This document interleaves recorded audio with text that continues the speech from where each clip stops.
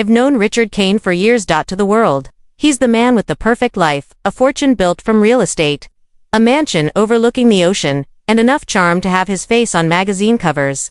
But I've also seen the cracks behind that polished smile. One of them was his son, Daniel. Daniel's mother had passed away when he was just 2 years old. Since then, Richard had raised him with the help of nannies, tutors, and house staff, but no one really filled that empty space in the boy's heart. The space where a mother's love should have been. I remember the day Richard told me his plan. We were sitting on the terrace, the ocean stretching out in front of us, when he leaned in and said, "I think it's time Daniel had a mother again." I thought he meant falling in love naturally, but no, Richard, being Richard, wanted to turn it into a selection process. He was hosting a gala at the mansion that weekend. The guest list, only the most glamorous models, actresses, and socialites he knew. The kind of women who could stop traffic just by walking into a room. His idea was to have Daniel meet them all and pick the one he liked best.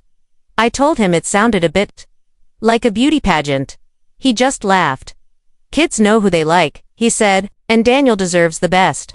The night of the gala, Saturday evening, the mansion was glowing with golden lights. Luxury cars lined the driveway, and soft jazz music floated from the ballroom. The air smelled of expensive perfume and champagne. The women arrived in glittering gowns, each more stunning than the last. Some had long, cascading hair, others wore diamonds that caught the light with every move. They all knew the reason they were there to meet the millionaire's son. I saw Daniel peeking from the grand staircase. He was 10 years old. Small for his age, with soft brown eyes and a shy smile. He was dressed in a crisp navy suit that made him look like a miniature gentleman. But there was something about his expression, distant, guarded. One by one, Richard introduced him to the guests. "This is Miss Catherine, she's a model from Paris.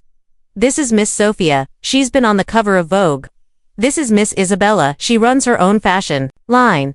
The women bent down to his level, smiling, asking his favorite color, his favorite food. They laughed at his small, polite answers. Daniel smiled back, but I could tell his mind was somewhere else. Richard was watching closely, as if expecting Daniel to suddenly light up at one of them, but the spark never came. The black maid in the corner while the ballroom glittered with beauty.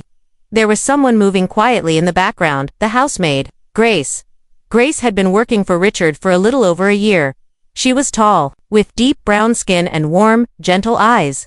She didn't wear expensive clothes or makeup, just a simple uniform and her hair pulled back in a bun. She spoke softly, but when she smiled, it felt like the whole room softened. I'd seen her with Daniel before. She never treated him like the millionaire's son. She treated him like Daniel.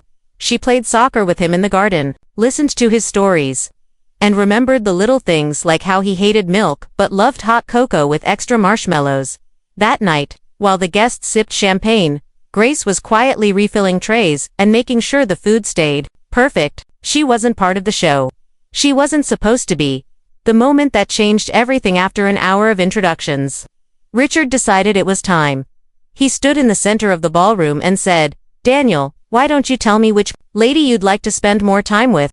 Which one you think could be a good mom for you?" The women leaned forward, smiling expectantly. Daniel looked around the room.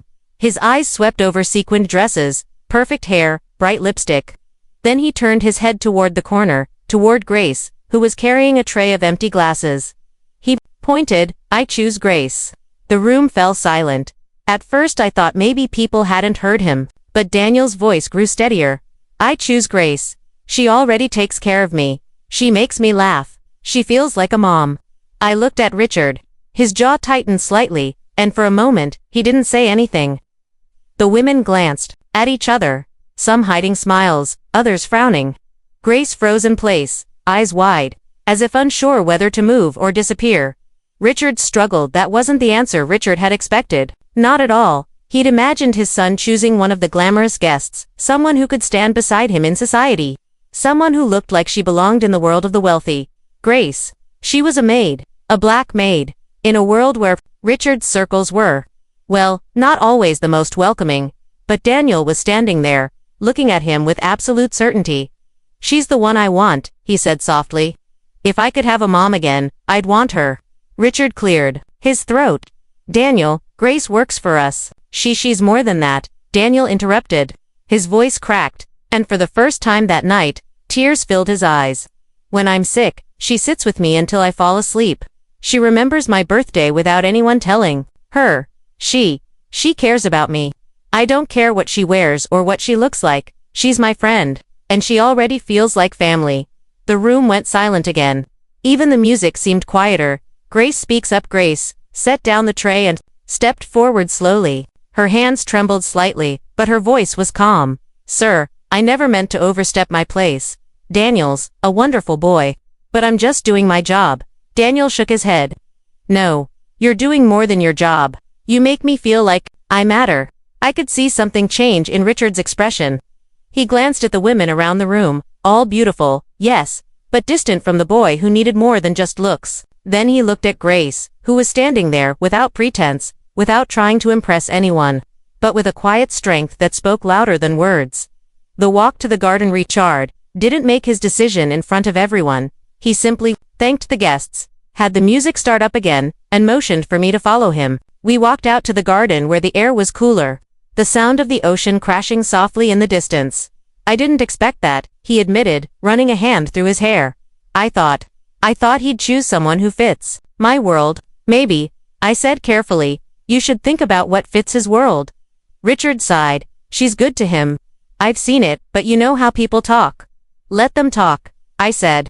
The boy just told you what he needs. How many times in life do we get that kind of clarity? The decision the next morning. Richard called Grace into his study. I was there, sitting quietly in the corner. Grace, he began. Last night, Daniel surprised me, and I've been thinking about it ever since.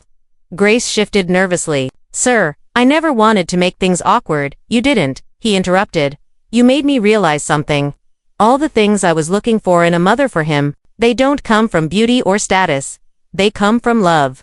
And you've given him that without asking for anything in return. Her eyes filled with tears. I'm not asking you to marry me, Richard said with a small smile.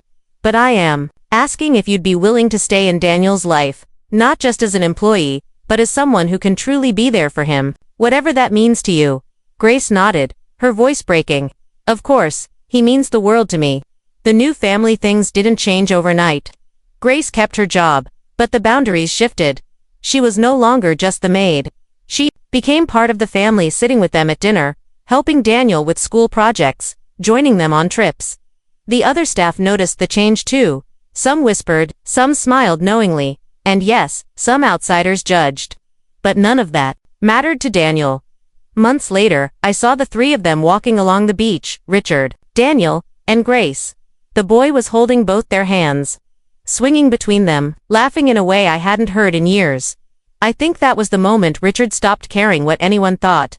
Epilogue. Years later, it's been 8 years since that night. Daniel is 18 now, taller than both Richard and Grace. He's confident, kind, and unafraid to speak his mind.